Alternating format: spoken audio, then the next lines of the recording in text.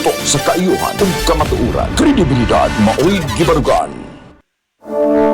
Ang bagong yugto ng ating himpilan, ang Sunshine Radio ay SMNI Radio na. Patuloy kaming magbibigay ng mga balita, impormasyon, serbisyo at inspirasyon para sa Diyos at sa Pilipinas nating mahal. Ang SMNI Radio ay magsisilbing totoong boses ng bayan at maaasahan sa panahon ng pangangailangan. Handa ang SMNI Radio na maging kasama sa bawat yugto ng buhay ng mga Pilipino. Inyong maaasahan na patuloy na magsusulong ang SMNI Radio ng pagbabago at pag-unlad. Asahan ang mas pinaigting at mas pinagandang mga programa na ihahatid ng SMNI Radio. Hindi rin mawawala ang mga programang magbibigay inspirasyon at pananampalataya natin sa makapangyarihang Ama sa pamamagitan ng kanyang hinirang na anak, Pastor Apollo C. Quiboloy. Tuloy-tuloy sa pagkikinig at panonood dahil sa SMNI Radio, araw-araw kami magsisilbi sa inyo. Maraming salamat sa inyong patuloy na pagtitiwala.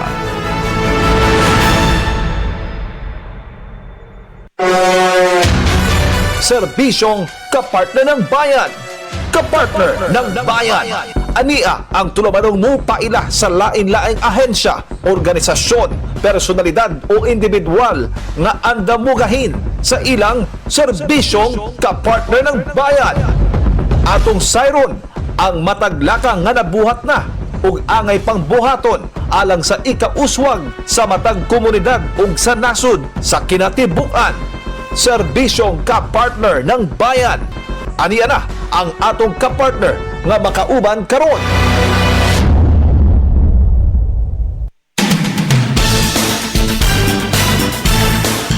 Alright, good afternoon mga kapartners. Welcome sa atong programang Serbisyong Kapartner ng Bayan. It's another productive episode na po ng atong pag-aubanan. Welcome, kinihigal kapartner Jim Rabiosa ug kamo na sa atong CBN DYAR SMNI Radio Cebu. Live ta karon sa atong mga official Facebook pages mga kapartners, online platforms karon ug syempre sa atong mga tigpaminawan sa kinatibok ang probinsya no, sa Sugbo, sa Bohol, Central Visayas, Tibok Visayas mga kapartners ug sa Tibok kalibutan kung asa ang atong abot no sa atong signal karon sa atong mga online platforms mga kapartners. Welcome kining syempre no sa atong mga tigpaminawan. Pabalik-balik ta sa atong matik paminawan no. Welcome mga ka-partners ug syempre karong episode no diri sa atong serbisyong ka-partner ng bayan, atong paminawon mga ka-partners no. Kita nagpasalamat pod sa kinatibuk ang management no sa Department of Agriculture Region 7 headed by Regional Executive Director Angel Enriquez. Ma'am, daghang kay salamat no sa imong pag-ila sa DYAR SMNI Radio Cebu no, isip usa sa mga media partners nimo sa DA 7 para sa pagpalapnag no, pagsibya sa inyo ang mga programa, advokasya labi na sa agrikultura no. Ug at the same time congratulations po sa DA no sa ilang pagselebrar sa 128 no anniversary diin just recently mga ka-partners no, nagpahigayon sila sa ilahang pasasalamat no, awarding ceremonies isa sa mga nahatagan pog pag-ila ang DYAR SMNI Radio Cebu ug adto na po yung mga uban pang mga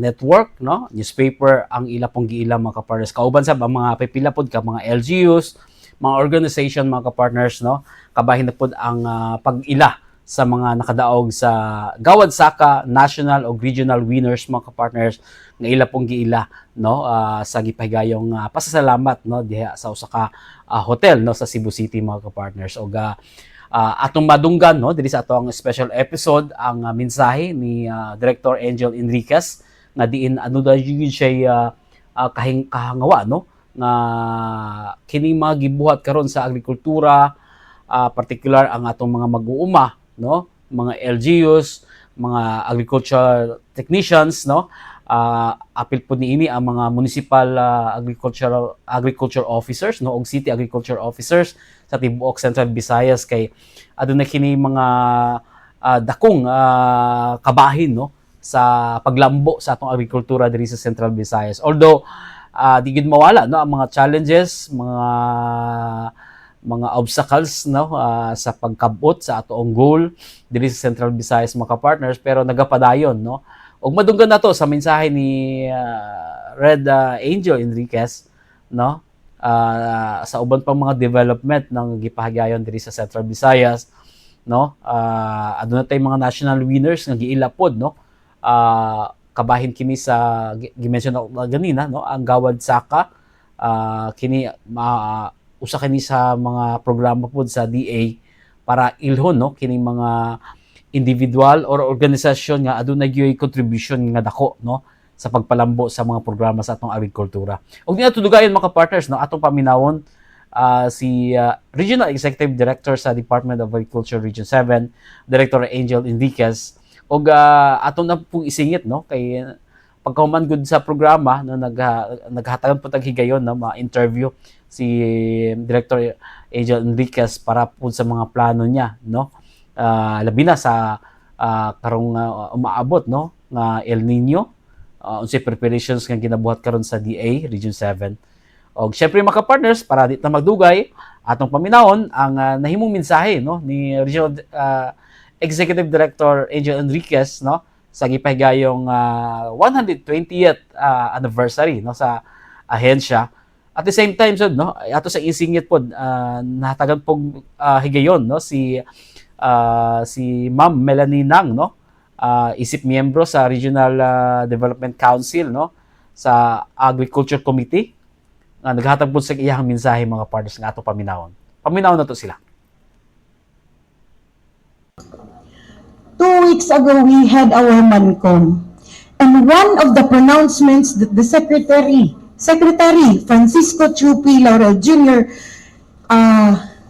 Brought out during the discussion, alam ninyo, we don't have any more to import onions, even carrots. And why is that? Because the Secretary have seen the capability of the country to produce these two products. And we only need the logistics and the proper infra. And I'm so proud to share with everybody, 3 weeks ago, I also attended the inauguration of a 5,000 heads swine plant in, no, it's not in Dumanhog, it's in Alugunsan. And I'm so proud to say that it is headed, grabe siya ka leader, the vision na iyang gi-embody through that facility. Abi na ko, abi ninyo Tainandra. No, we have here in Cebu. And I want this guy, sir, Mr. Tambago, please stand up. Sorry, sir, ha? But ever. Please give him a big round of applause.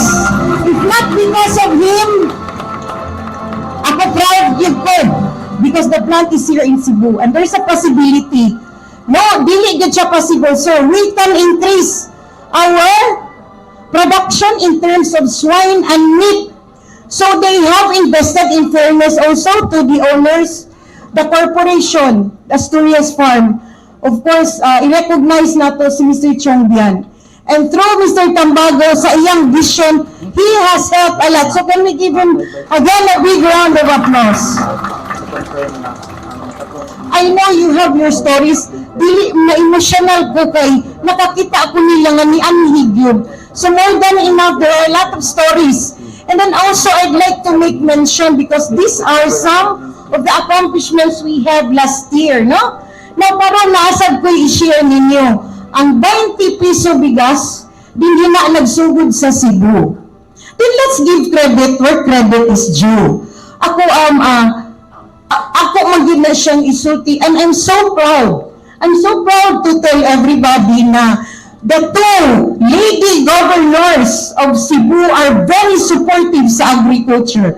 We will start with the former governor. Siya nag-start ng 20 piso bigas, and we'd like to acknowledge the Food Terminal Incorporated is until now, basigi pa ang ato ang 20 piso bigas na ana rin available sa ato ang opisina o nailaglaang mga LGU. And of course, I'm so happy with Governor Pam because paghangyo na ko ni Ma'am G, inagid si Ma'am Governor Pam. Nalipay ko kay ang among gisugdan nga demo farm sa north of Cebu kay baw man ta nga na sila'y problema sa sugar. So ang among gibuhat, nag-demo farm ni sa corn for them to be able to realize that those area could be planted with corn. So, ang kadtong gi-provide ni Governor Gwendolyn nga assistance, wag yun si Ma'am Pam nga discontinue niya. Di-continue yun niya. Ako man gud siyang gihangyo, ma'am, atong suportahan the Northern Cebu, which could really produce corn, and of course, the Camotes Island. Walang magpasalamat jud mi og maayo. Please share this to Ma'am, to Governor Pam. Both of them are good friends of the Department of Agriculture. And also, mutabo ko sa buhol kay nakakita ra ba ko ni Mayor Baha. Kani si Mayor Baha, manghinaot ko, sir, of what you started, na siya'y programa dito.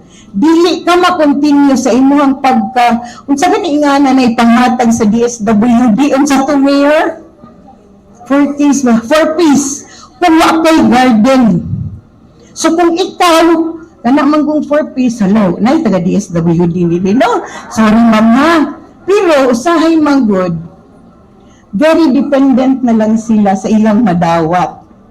Now, the good mayor of Garcia Hernandez created something unique. So, for you to continue to be eligible for peace, you have to create your own municipal agriculturist. Ang Bulacan may nakadaog, ingon ko, next year, Gitanas Region 7. Oh, challenge na ako ninyo. Kay ang iya na bang premium was 500,000. Di man ni mangayo, sir. Tabangan pa mo na mo. Ha?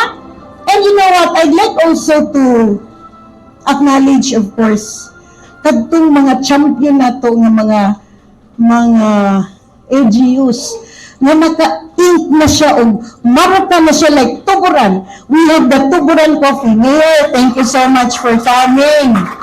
Huh? And then, nahinumdum ko during the pag-distribute na mo og 2,325 for the rice farmers. Diba? Usahay mo, ingon ba bang farmer nga waman may kadawat? Na nakadawat ba yan? And then during those times, I had an encounter with some of the municipal agriculturists, and I really valued it. For those of you, I may not be able to mention your names, you just don't know how you have enriched me as a regional director to be able to know what to focus, where to focus. Nauna siya ro'y atong i-introduce, and that's the food systems. Food system starts with production. Mo agree gini na ko orong taga CTU, sir, di ba, sir, no? Salamat kay CTU, ha. Salamat sa pag-produce og mga agriculturists nga very hardworking. Asa naman to sila? Ay mo panagon na inyong mga professor na, oh. Inyong professor. Oh, ayaw mo pakao sa inyong professor, ha. But well, anyway, kasagaran sa amo ang nakuha ron ng mga COS came from BISU and of course from CTU. Balik ko, food systems. Ang approach na to karon is already food systems. We have to determine the areas and what is the crops wherein we could have competitive advantage. Using, of course, the soil map that the Bureau of Soils have really made for our guidance. And speaking of priority commodities, naapad ko yung nakalimtan og istorya ninyo. Don't you know that there is a mall here in Cebu City that has been supporting our kadiwa? Di ba, Miss G? Ang atong kadiwa has been constant because of their help. And I'm hoping that some of the malls will follow through. And can we give a big round of applause to the representatives of Robinson Summit? Ma'am, salamat juga kayo ninyo. Kaya dapat i-free nila sa una. Pero sa negosyo man di asad pirmi lang free, no? So dapat para ma-encourage po bang ato ang mga kadiwa supported organizations. And you know what? For over the years, they have already learned how to be entrepreneurs and then earning income. So thank you so much, ma'am. I may not be able to really one by one tell your stories, but I know your mere presence here is already an indication that you are one with us in the development of agriculture in this part of the country. Duha lang ang ako. We are now supporting, again, for the revival of the mango industry in Cebu. Now, tomorrow we're going to have a meeting with no less than the president of University of Cebu, and that is Mr. Agostugo. Of course, with the support, ang tag-iya ani nga hotel, kay baba mo kinsa? Di jud mo marites ka. Ang family nila, Mr. Benique, and they're very supportive in agriculture. As a matter of fact, di ba naama sila yung hydroponics diha? Naa sa taas sa ilang hotel. So can we give a big round of applause to these guys here, represented of course by Aaron. These are partners that we really need. Kana bang, sakto ka niya ako in English? Walking the talk? Sakto no? Walk the talk. Walking lang gud ako. Sayop di ay. Ang importante, maingon gani mag-support sa agriculture. Makita gid namo ang inyong passion and enthusiasm. There might still be a lot for us to be able to do for agriculture. But one thing is sure, your presence here means you're very passionate. As a matter of fact, I'd like to acknowledge, he stands out because he's the only foreigner in this activity. So sir, I'm going to give you these flowers because according to him, I like the flowers. May nga lang ang flower, wakoy apoy. But I was asking, kung sa iyang, naaday siya greenhouse, no? Kung ang foreigner na greenhouse, kita, dili ka mag-foreigner. Diba? So I think, muna akong giingon, I will savor the moment. Diba? But all of us here have our stories. But nevertheless, usarag yun ang subject matter nga pareho ta. Labi na ginimaw sa Danau. Yun siya ma'am, sa una, farmer pa ko, gi-awardan siya. Karon na-appointed siya as now. Na-appointed mo kala, ikaw, kamo among igrom, nga kamo nasab mo ay magawad sa ka-awardee for the municipal agriculturist. And the prize is 500,000 pesos. So that's very a good challenge. We would like also to challenge all of you. Labi na gid ning ato ang mga cooperatives. We will assist you all the way. And I'd like to share with you na somewhere in San Nicolas Elementary School, there is a garden where you will be amazed. Kaingon pa si Sir Sus, ma'am. Pagsugod ana, giingnan ra gyud ko. Unsa may imong makuha ana ay magsige matag anha kada adlaw ang imong naon na naman sa imong garden. O pero nanagid siya naani. Nakaani siya og 300,000 pesos and he was recognized all over the Philippines. So we're hoping sir nga open ka kay buhan ang nindot manggudunta.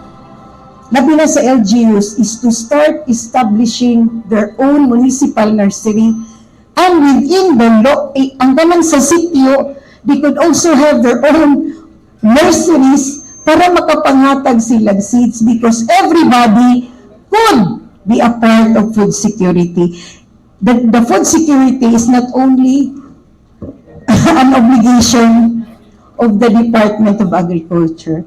It's everybody's concern. So with that, I'd like to say good luck to all of us and thank you so much for what you have done to the Department of Agriculture, Regional Office number 7, and to the whole country as well. Salamat, salamat, salamat. Because I've seen the way DA7 has worked, the team of Red Angel, and I've seen how passionate she is together with her team. Even if, imagine, even if absent na siya sa meeting, the team will attend our Economic Development Committee in full force and be able to respond to the requests and sometimes very difficult requests of the Economic Development Committee, but all for the good of our region. So, food security is topmost in our minds, especially at this time, with our inflation so high. So the only way we will be able to solve this problem is to join hands together and solve our food security concerns. And with all of you, all our awardees that are present here, we're very much inspired by the stories that you have all experienced and undergone in your quest for a better economic situation in your particular municipality and locality. And we urge you to continue to do it, not only for your stakeholders, but also for the good of our Central Visayas and the rest of the country. Let your stories be heard all over the country. Dapat maguna kita Central Visayas, di ba? As what Red Angel said, di kita pwede makauli, dapat makauna kita. And if there are opportunities in your locality, rest assured, you with this particular celebration and all the efforts of DA7, you know that they are there to support you. And we, in the Economic Development Committee of the Regional Development Council 7, will also give you our full support. There are a lot of projects. I was just telling RD Jen earlier nga, mura magdaghan kita dapat buhaton, pero kuwang man ang panahon, kuwang man ang time. But then, if we are able to do things together, the load, it will not be a load. The work will be much easier because there will be many people who will share that load. Correct? Yes. So, di na lang ako dugayon kay paniod to naman, di ba? So, I would like to urge all of you to please continue all your efforts. And I was just sharing the post earlier of Alex Ayala, di ba? The country is celebrating the win of Alex Ayala. And in the post that was shared, she was mentioning about the seed. Did you see it? So it's inscribed at the back of her visor. So it makes me feel that we also in Region 7 should have that in mind. Once you plant that seed, the seed that you planted in your various municipalities, farms, in all of Central Visayas, that seed will continue to grow and flourish if you put tender loving care, water, and make sure that they grow in the right environment. So, padayon Central Visayas, padayon kitang tanan, salamat. And those who have at least supported something new, kato ganinang foreigner, naaday to sila nindot nga greenhouse. And I was really kind of, na-challenge ko ba nga, lahi rabi siya nato, but yet he is into agriculture. So don't you think nga kita mismo we start thinking on our own? Actually, if I may share, we have launched sa Department of Agriculture tugaran ko tamnan ko, and through you we would like really to call on everybody, even if you are a condominium dweller, you can grow your own need for your tinola. Tinuwa man na nato, no? Unsa may sagos tinuwa? Kamatis, sibuyas dahunan, sili. And then kanang atuang kana ganing pahumot unsa na? Tangad. You can grow that in your own. Gamay lang nga balcony. You can already contribute. What am I trying? Food security is everybody's concern. It's not only the Department of Agriculture, but nevertheless, with the celebration of the 128th anniversary, we would like to recognize all those who have contributed. Walay gamay, walay dako. Ang amo lang is, they are there even without us knowing, nag-exist sila ha. And we do not even know nga, naka-provide na may technical assistance. Ang ako lang yun, no, sirs, with the help of the media, not for anything else, gusto na mo nga mapasibya og unsay maayo sa agriculture. Nagutay ang Farmers Challenge, mag-provide ganita, naa na ganitay na milyonaryo ron. Wow. Oh, katong craptastic. So that's from the Young Farmers Challenge. Ipakita na mo nga there's really money in agriculture. Now, ang gawas sa Young Farmers Challenge, i-recognize na mo ang mga local government units. Because there are really government units, local government units that are very supportive sa agriculture. Muto ganina, sir, amo pong gi-recognize ang katong nakahuman na sa Municipal Agri-Fisheries Investment plan. Nga naman, kato nga plano nila, at to ginato makita, na dili man tanan area pwede sa rice, pwede sa corn, na may laing commodity. So ang ako agyod no, ako ginang balik-balik kung ang northern part of Cebu. Nagdemo mi didto kay wala na biya na tamni og sugar. So karon among gipakita sa tag-iya sa yuta ug sa farmer nga pwede silang magtanom og corn. Ya taas kaayo ang atong yield dito. Munang hinay-hinay man mi, we cannot do it alone. We have to have everybody, the farmers, the local government units, and of course the Department of Agriculture. And i-share lang nako nga under the leadership now of the Secretary, during our Mancom, ingon gud si Secretary, there will come a time we will no longer be importing onions, red onions, because we have the production. We can produce it, even carrots.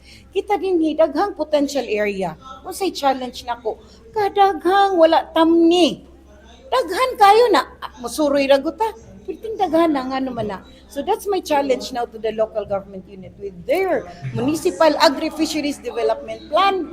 Dito na to makita unsay klase sa soil, unsay commodity nga na sila competitive advantage. And let me just, ako lang ni i-share. We have to have a rehabilitation now of all the mango trees, particularly in Cebu province and Cebu City. And I'm so proud that tomorrow we are going to have a meeting with no less than the president of the University of Cebu, because according to him, he wanted to help. So kani bang mga awareness nga ingon ani malipay gyud mi nga naanay suporta gikan gyud sa private sector. So kanang nag-anam na ba kay sayang mango daghan pa kaayo nga i-rehab nato nga mango trees. And talking about ubi, we just came.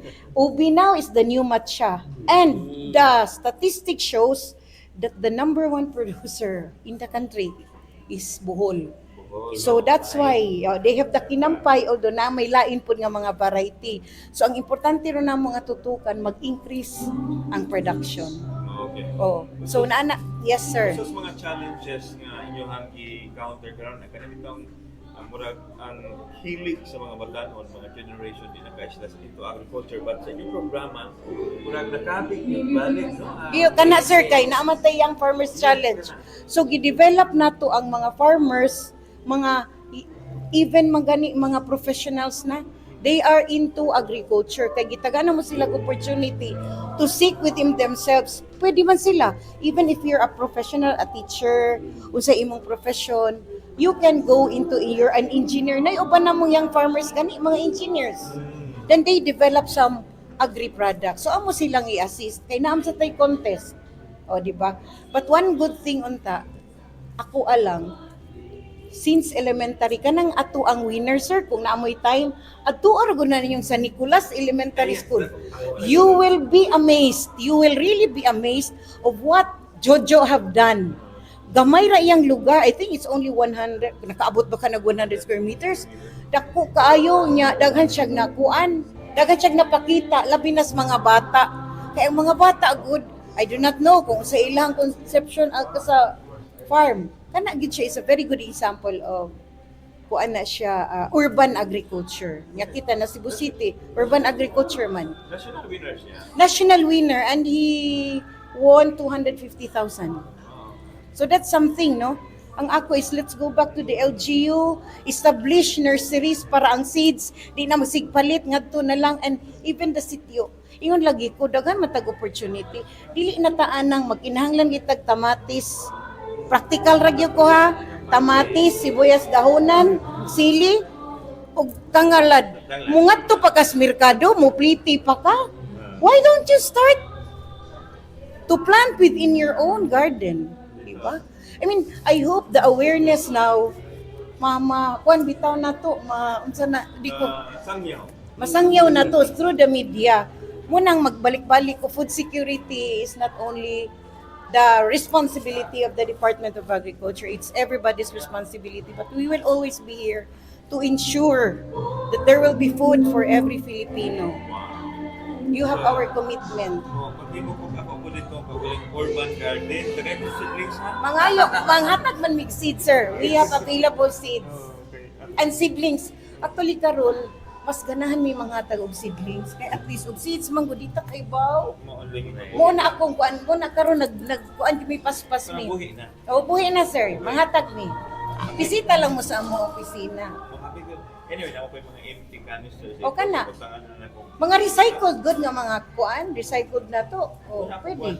Nagpalit na kong yuta. Oh. Okay na. You start your own garden. Sige, ma-apple post contest. Teka, ano ko natin? Pwede natin miss ko ito sa kadali lang, El Nino sa lang.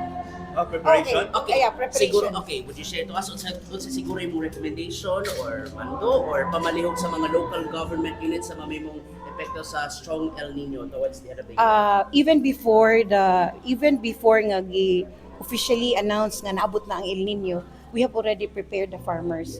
Starting, of course, more importantly, with our rice farmers. We have a convergence with agencies like the PCIC for the insurance, and of course, the NIA. Coordinate man na namo, sir, kung kanus-ag yun properly magplanting ta to assure nga na po tubig. And then, of course, we are preparing also for cloud seeding. Should moabot ang panahon nga di na gyud magulan. Grabe. Now karon, gi-prepare nato ang atong mga canals, gi-silt nato daan, nya nagsigi mag-ulan. So we already have that water catchment. Small water in impounding projects. We have that already in Bohol. Daghan tawagin ana. And then coordinating gud mi dapat sa NIA. Kay parehas karon nagsugod na among farmers og tanom, so kinahanglan timely ang seeds, very early mangani ta karon na nanom, timely ang among delivery sa seeds pati sa fertilizers, and amo na nang gi-prepare ang mga farmers because this is not the only time nga nag-El Nino tanaw. But we naka ready na tanan unya. Constant among monitoring, constant ang among coordination down to the ground. So ang presence namo, unya namo tay local farmer technicians. We are also helping them. And ang atong municipal agricultures, they've been briefed. Then constant po ang atong monitoring po. Okay, are they like pila atong budget for this if ever gani ang grami ato ang inyo? Do we have budget? We have a quick response fund, magyud na siya, naka-standby fund. And then if and when mo happen ang El Nino readily, we have that fund nga i-release sa central office namo. But even before that, maghimo naman mi og more or less mga estimation. Di ko kahatag yun, sir. Oo. Basta andam mo. Andam na gyud sa sir. Pero ang amua lang is ang maapektuhan magud it's the farmers, but they know themselves kung saon. Ang amo yung bantayan is rice, ang corn farmers, even ang high value. Oo. Okay, Ardi, minsahin mo na nano sa preparation sa itong mga farmers. Sa luning. Ang amo lang yun, magpasalamat mi sa mga farmers, no? Kay usahay bitaw makita na kung maski maglisod na sila, rising prices of fertilizers, even sa ato ang mga seeds, but still they continue. Nya kana bitong El Nino init baya na siya. But makita nimo bitaw kami 2 days ago naami establish mi og model farm convergence. Tagaan na mo ang farmer 50 hectares na siya for 4 municipalities. This is to showcase nga kung sakto ang imong binhi, sakto ang imong fertilizer, taas mo yield. And even the water. So more coordination yun. Sa among mga farmers, ako mong pasaligan nga pirmiming naa sa inyong likod ug unsay inyong kinahanglanon. Kung naay sakit even before kay historically kay baw naman taon say disease nga mo kuan, so amo nang i-prepare. At ang among gi-information drive na i-prepare na namo na. Ardi, thank you kayo. Alright, mga kapartners, no, atong napaminawan ang mensahe ni Regional Executive Director Angel Enriquez sa Department of Agriculture, mga kapartners, no, katong mga series of experiences nila, no, along the way, labi na sa kining preparation pod, no, sa 120th anniversary, tapos katong mga journey pod, no, sa mga nakadaog sa Gawad Saka ug uban pang mga programa, no, nga dunugan nato gikan mismo sa pamahayag ni Director Enriquez, mga ka-partners. O syempre nadunggan sab nato, no, ang mensahe po ni Ma'am Melanie Nang, isip miyembro sa Regional Development Council Agriculture Committee. O syempre ang ato pong pakigihinabi kay Director Enriquez may tungod sa preparasyon po sa ahensya sa taliabot, no, nga El Nino. Hopefully di gini maka epekto dako gyud sa ato ang mga ka-partners. Magitan na sayod, no, although panahon karon sa rainy seasons, o po kabalo nga after aning mga pag-ulan, aduna po'y basig drought na pud ang atong sinati mga partners mo. Iyan po ginato nga dili kini makaapekto sa ato adiri sa Central Visayas mga partners. And of course, nadunggan man nato no ang mga preparations nga ginabuhat karon sa DA Region 7, and hopefully mga partners makatabang gini sa atong mga mag-uuma sa atong mga farmers mga partners nga direkta gyud nga sila maapektuhan no. Gi-mention ni Director Enriquez no ang National Irrigation Administration nag-prepare na pod sila na in case kung wala nagi tubig naagid sila no ang andam gyud nga mo assist niini no sa atong mga mag-uma, especially sa ilang mga crops no nga nanginahanglan gyud tubig. And of course syempre katong mga water impounding no o uban pa mga partners, cloud seeding gi-mention pod ni Director Enriquez mga partners. And hopefully no kaning episode nga atong nadunggan karong hapuna sa atong serbisyong kapartner ng bayan episode mga kapartners karong adlawas nakakuha mga nakakutlo mga pagtulun-an no gikan sa ato ang feature agency no karong hapuna mga kapartners gikan sa Department of Agriculture. Salamat pag-usab no sa DA sa pag-ila sa DYAR SMNI Radio Cebu. O dili nagtapos atong programa sa serbisyong kapartner ng bayan. Salamat kay sa inyong pagpaminaw. Kinihigala ko partner Jim Reviosa, kauban na sa technical side si kapartner Philips Deserna, si Ma'am Eileen og sa kinitibok ang family sa Sunshine Media Network International. Salamat kayo mga kapartners ug ang Diyos manalangin ka.